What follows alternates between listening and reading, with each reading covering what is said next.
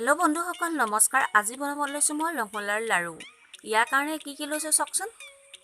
ৰঙলা লম মই এফাল কাটি, বেসন আধা কাপ, সুজি আধা কাপে, চেনি লৈছো মই 1 কাপ সম্পূৰ্ণ আৰু কেইটামান লং ইলাচি আৰু দ্ৰাব অকমান মই কুটি লৈছো।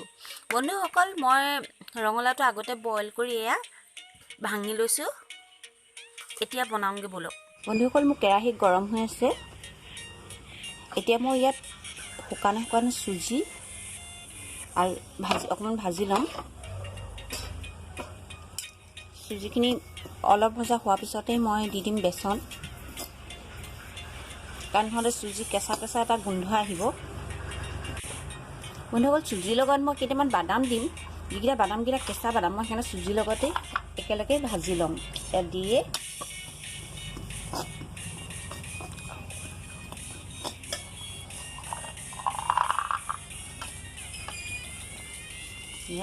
কাৰণ সুজি ভাজোতে টাইম লাগে, সেইকাৰণে বাদামকেইটাও তেতিয়ালৈ ভজা হৈ যাব। লগতে মোৰ সুজিখিনি ভাজি হৈ গ'ল। এতিয়া মই বাদামকেইটা আঁতৰাই দিম।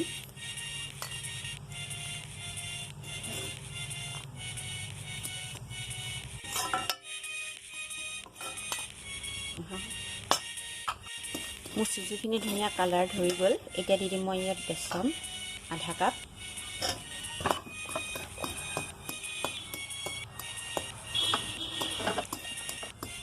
আৰু এতিয়া দি দিম মই দ্ৰাবখিনি আৰু লং ইলাচিকেইটা মই খুন্দি লৈছিলোঁ, সেইকেইটা দি দিম। মোৰ বেসনখিনিও প্ৰায় ভজা হৈছেই। এতিয়া মই দি দিম লং ইলাচি গুড়িখিনি।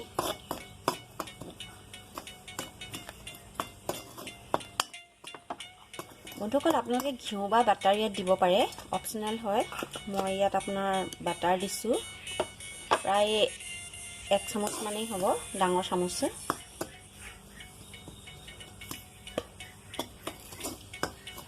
আৰু এতিয়া দি দিম মই এই ৰঙলাও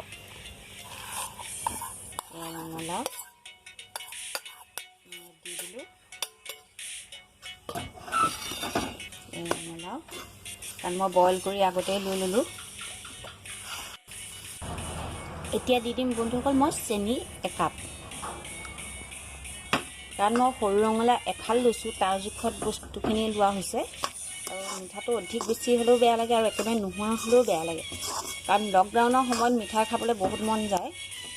আৰু সেইকাৰণে এইটো মোৰ একদম নতুন ৰেচিপি।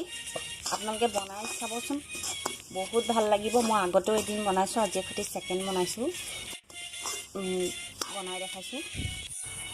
বন্ধুসকল প্ৰায় মোৰ চেনিও গলি গ'ল আৰু ৰঙালাওৰ লগত মিক্স হৈ গ'ল।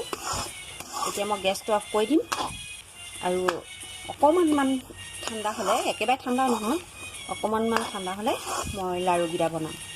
বন্ধুসকল এতিয়া মই গোল কৰি লওঁ। মই কেইটামান বনালোঁ, তথাপিতো আপোনালোকক দেখাবৰ কাৰণে এইকেইটা বনাই লৈছোঁ। এয়া ধুনীয়া লাড়ু গোল হৈ গ'ল। এতিয়া এয়া চাওক বন্ধুসকল, মই এনেকৈ বনাই লওঁ, তাৰপৰা লগ পাম দিয়ক। বন্ধুসকল এয়া হৈ গ'ল মোৰ ৰঙালাও দি বনোৱা লাড়ু। আপোনালোকে বনাই চাওক, বহুত সোৱাদৰ হৈছে। মই খাই টেষ্ট কৰি চালোঁ। আৰু আপোনালোকে যদি খাই ভাল পায় তেন্তে লাইক, কমেণ্ট আৰু ছাবস্ক্ৰাইব কৰিবলৈ নাপাহৰিব। ধন্যবাদ।